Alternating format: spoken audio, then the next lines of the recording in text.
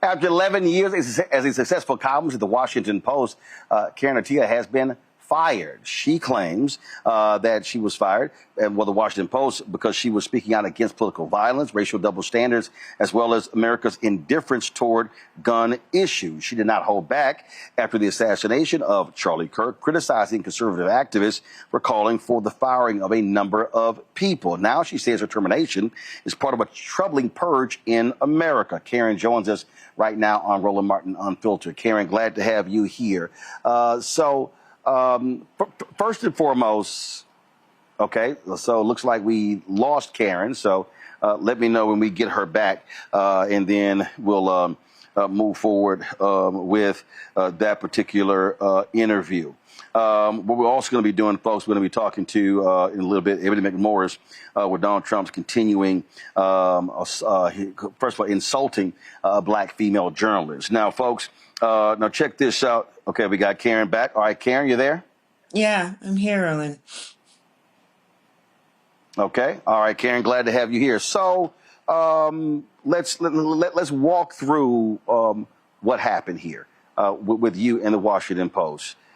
This obviously did not come out of the blue. Had this been building? Had this been a lot of back and forth? They claim you violated their social media policy.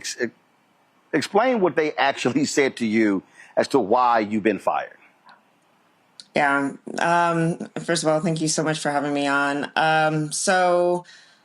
Yeah, like so many other columnists, like I've been doing for the last several years of my job, I took to social media to just talk in very broad and general terms about America's history of political violence, of gun shootings, of mass shootings. Again, it wasn't just Charlie Kirk's shooting was not the only shooting that happened that day.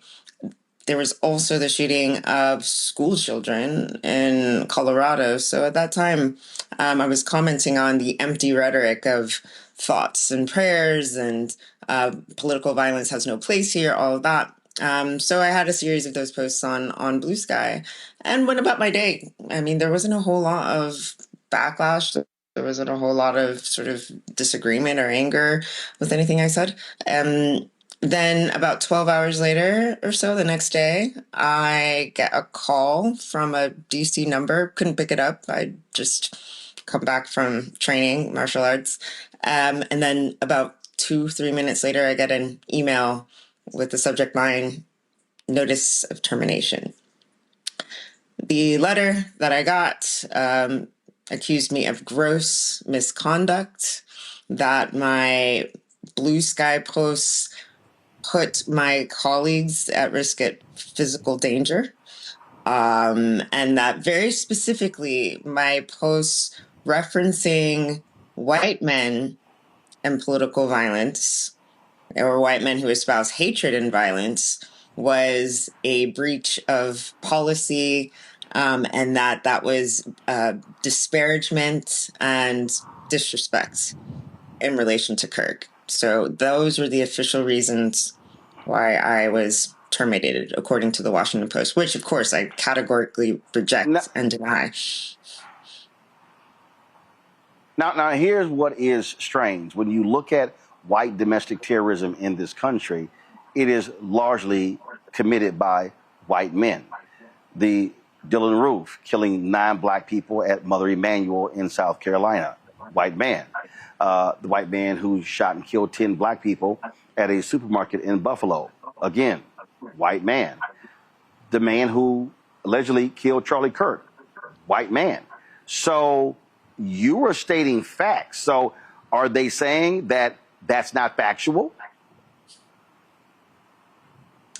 Yeah, I'm very confused as to their denial of facts, as to their interpretation of facts, and not just interpretation of facts. I mean, this is all backed up by studies done by the Cato Institute, the FBI, the National Institute of Health. And it's not just about the violence, but it's also about, my commentary is about how we tend to, in very broad terms, absolve, coddle, normalize white male violence and men who espouse this hatred. And actually, I was specifically referring to the case in Minnesota, Melissa Hortman, and those shootings. I was not even directly referencing Kirk, because at that time, we didn't have a shooter identity. We didn't have a motive. So I was doing my job and sort of exercising restraint, right? Not getting ahead of the facts, as we say. And yet somehow that was gross misconduct, and according to the Post. Last I checked, you were an opinion columnist. So is the Washington Post saying that they have an issue with the opinion columnist giving their opinion? Apparently, that is the case.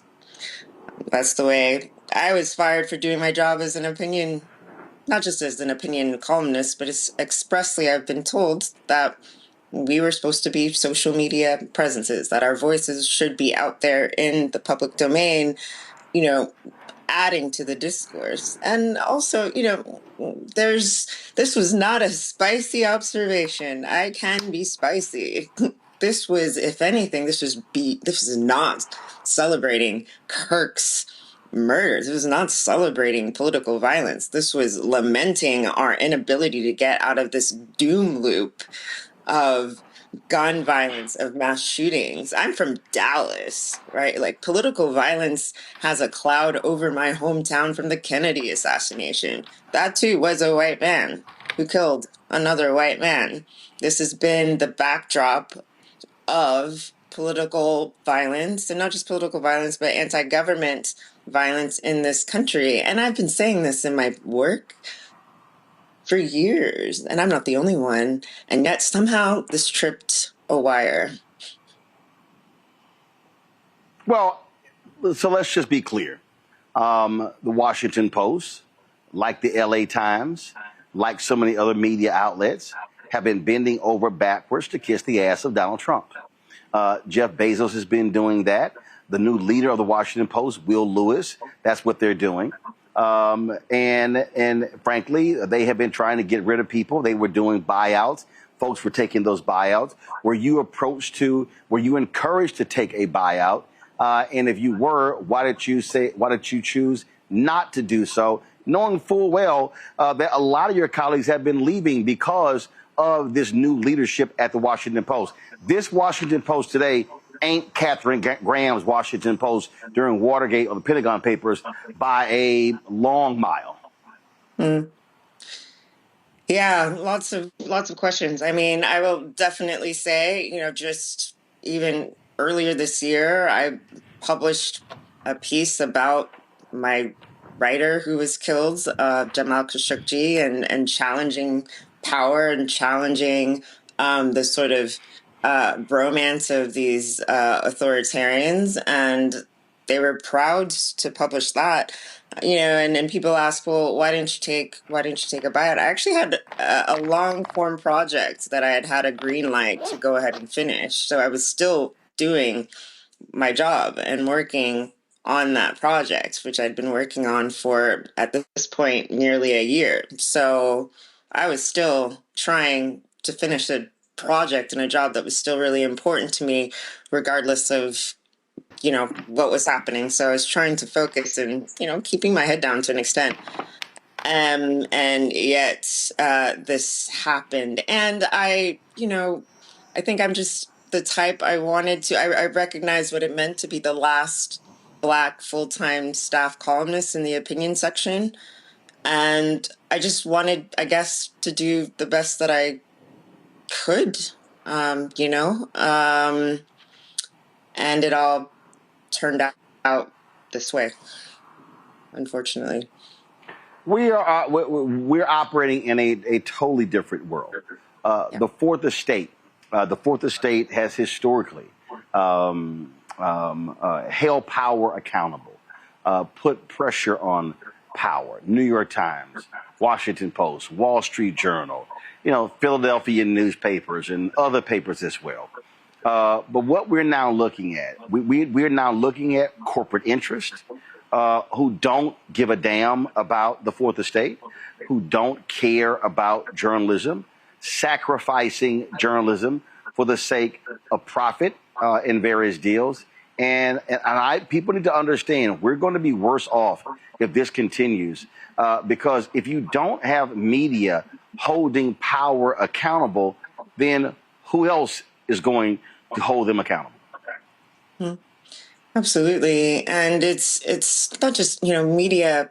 I mean, yes, media not able to hold people accountable, but the self-censorship, right? The chilling effect, the sort of people wondering, where they're going to run across a trip line and then get their entire careers blown up. And this is also against the backdrop, against the climate, increasingly, especially since the Trump administration took hold, of a decline in press freedoms across so many press freedom indexes for American journalism, right? And this is against the backdrop of decline in press freedom around the world and a retreat from democracy. And it's all too often, at least in this country, particularly, that Black journalists are on the front lines of that, being taken out, right? I mean, I think, Roland, actually, you might have been the very, very, very first, when I was a baby journalist, a baby little wee thing coming to DC. You might have been the first on-air interview I might have had, and here we are now on the Independent, still wanting to do journalism. We're having to do this outside of the traditional corporate media. Just says a whole lot, right?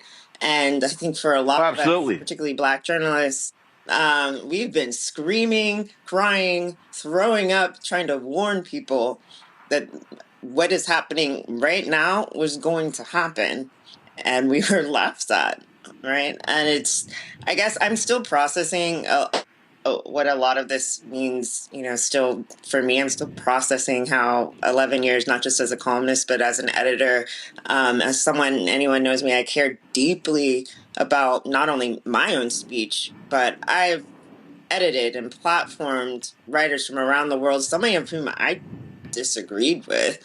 But understanding that power to be seen and heard is something to be shared. But we're in an era, I think people need to understand, we're in an era of censorship. And I said this ever since the changes were coming down for the opinion pages, that it wasn't just about, oh, we have these new pillars. I was like, well, okay, an era of censorship is on the way, is here. And I don't think Americans have quite wrapped their head around it. This is something that, quote unquote, other countries, unfree countries do. No, the fire is here. Now what? Yeah. And listen, journalism is going to be sacrificed by these corporate overlords. So go to my panel with questions. Cameron, you first. What's your question for Karen Attiah?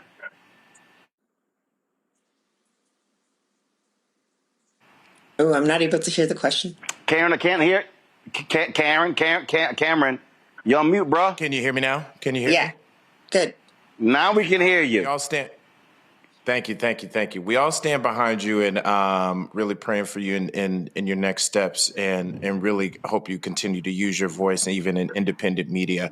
My question here is: had you seen a distinct difference pre and post the Bezos takeover of Washington Post around some of, like I said, the standards and the standards and practices and so forth around the reporting?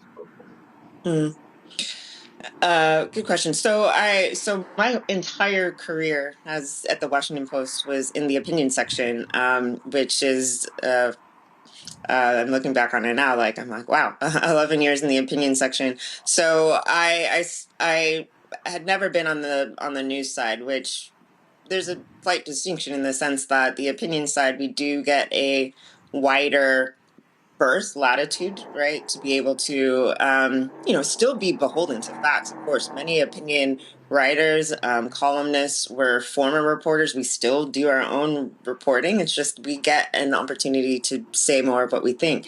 So I was brought on I was actually brought on right when Bezos bought the paper. So this was 2013. So I was explicitly brought on to actually help with social media. And back in the day, I actually helped craft social media guidelines to help train other writers to be able to use social media quite well. So actually, the majority of my time in the opinion section has been about using the power of the pen, about using the power of the op-ed section and the editorial section. I actually used to write editorials to advocate, to have points of view. We were told by Bezos himself. I sat across in a room with Bezos himself. He looked us all in the eye, myself too, and said, "I want you all to be provocative. I want you all to be swashbucklers," is what he said. And we were. We were killing it. We were known for having pretty, an active, vibrant staff online and on TV. That was actually a part of, I think, the Washington Post's brand, as opposed to, certain, perhaps other competitors that were a bit more hemmed in as to what they could say on social media. We were actually, I think, pretty free as a major newspaper dealing with how to deal with the social media world and everything. So a lot of us young folk who were brought in during that time were actually quite diverse. Of course, not so much could be improved, but we actually had a lot of diversity of editors, a lot of diversity of producers.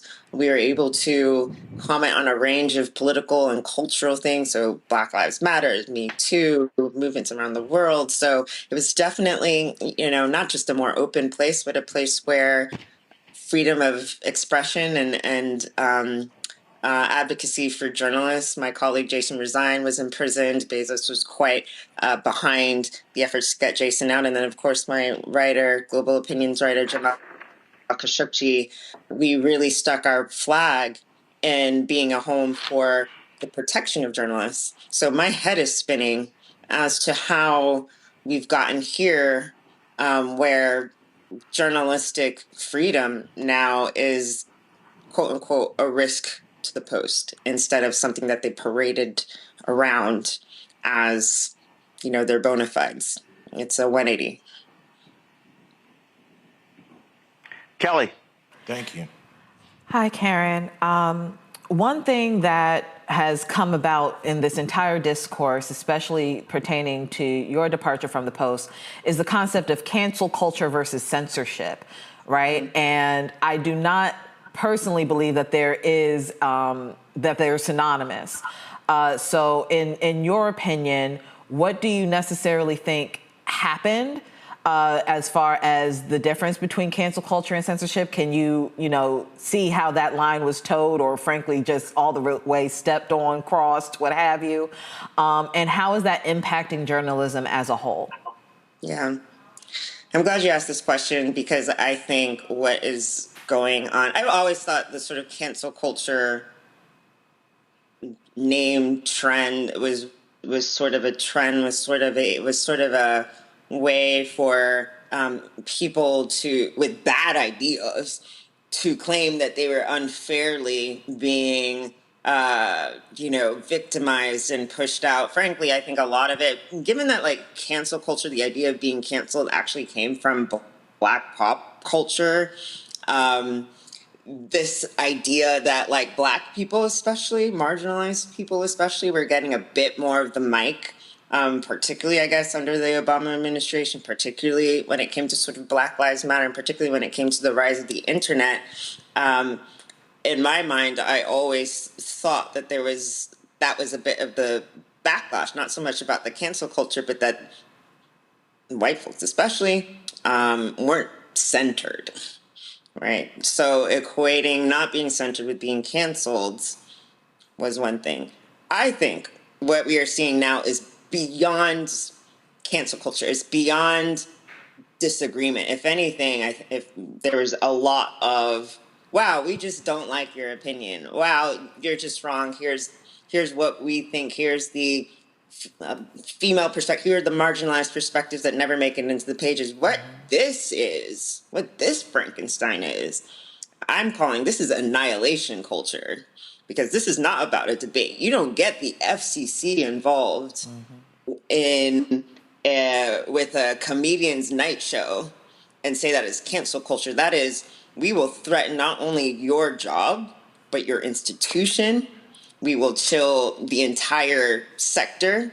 People are getting doxxed over this issue, losing not only their livelihoods, but their safety. People are getting death threats over this. And we actively are hearing people in the administration like, this is a challenge. Will we still have a First Amendment?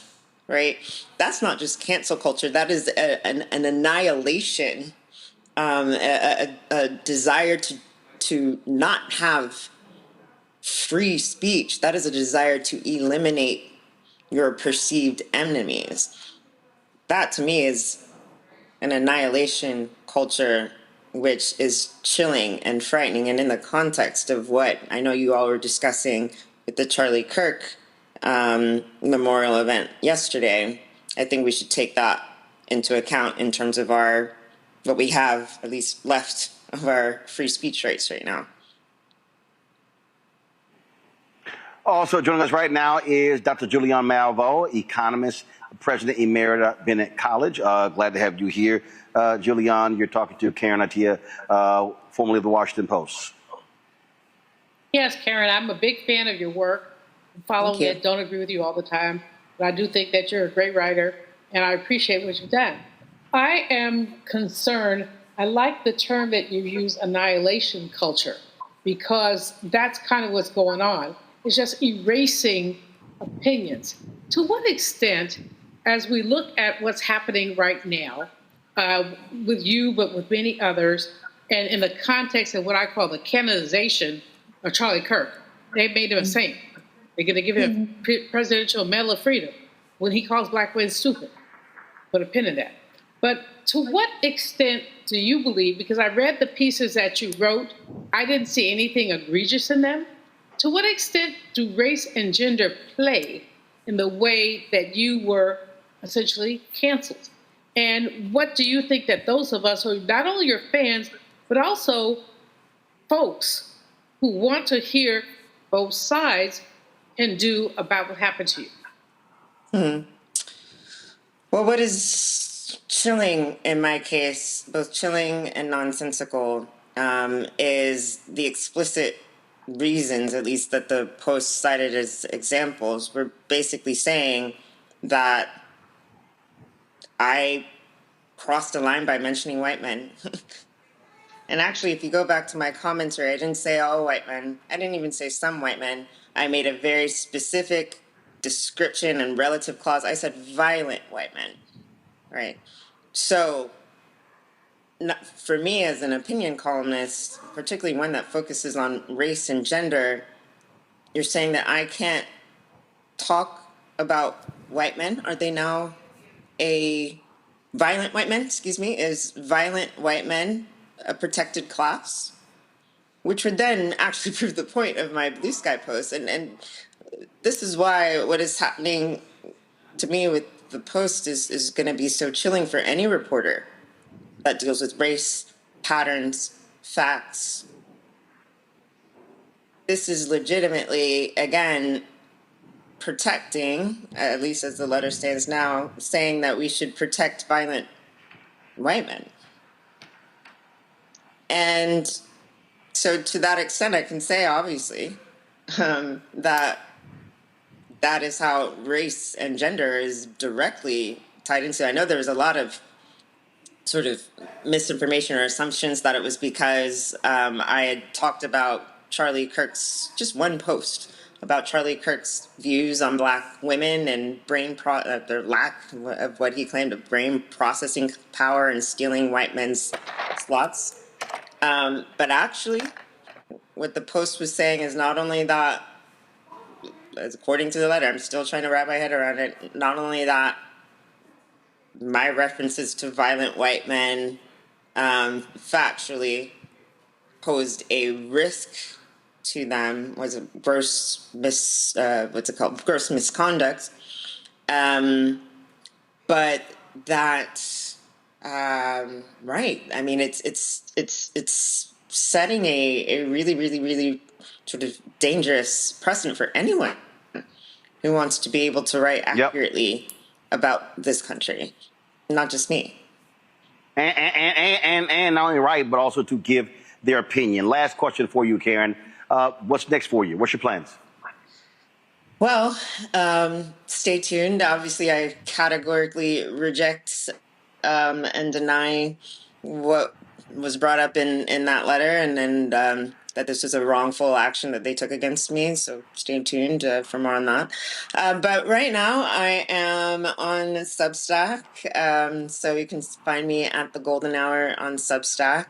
I am also, because this is not the first time I've been canceled with talking about race. I taught race and media at Columbia University, and that class did not get renewed. So I am actually in my rogue radical professor era. So I'm teaching race, media, and international affairs on my own online in the next few weeks. You can go to resistancesummerschool.com and sign up. I am teaching this to a version of my Columbia course online for 7 weeks. So we'll be talking about everything from the beginning of the League of Nations in 1919 and the racial equality clause to colonial papers to the Black press. So I'm just really determined to still keep going, even if these, institutions are caving and are being cowardly. We still have to keep going anyway. So for those who want to still take my class or to contribute towards scholarships for others, you can sign up for as low as $100 for recorded lectures and guest speakers. I had a great summer pilot this summer with 500 students and 40 scholarships. So I'm going to keep teaching. I'm going to keep doing my thing. So I'm not going anywhere. Well, again, look, that's important. Look, 2013, I love CNN. That was 12 years ago. Spent 6 years there. Haven't missed it one bit. Left TV One 7 years ago. Haven't missed it one bit. And so the reality is journalists continue to do the work and continue, and because the audience is there. It's just a simply matter of having to build it and not having to wait and rely on corporate media. And trust me, I think it's going to be a whole lot of people who are going to be trying to do the exact same thing because journalism today at these companies is not what it was 10, 20, 30 years ago. Karen, we appreciate it. Thanks a lot. Roland, thank you for your support. Always. Thank you. Hello, I'm Isaac Hayes III, founder and CEO of Fanbase, and I'm here with a very important message. We are at a turning point in the Black community where we must have equity in the apps we use that scale to billions of dollars. But this time, we own the infrastructure, we own the culture, and we shape the future. And Fanbase is the future. Fanbase combines the free functionality of Instagram, TikTok, and YouTube into an all-in-one platform built for the evolution of social media and monetization. With over 1.4 million users, that's real proof that we are shifting the conversation of tech ownership and equity for creators. So right now, I want you to go to startengine.com/fanbase and invest today. The minimum to invest is $399. That gets you 60 shares of stock in Fanbase at $665 a share. This marks a turning point in Black ownership of social media. If we don't take this opportunity to own social media right now, we will always be customers to our own creations. And that can't go on. So once again, go to startengine.com/fanbase and invest today. We must own the platforms where our voices live, our stories matter, and where our culture drives the world. Thank you.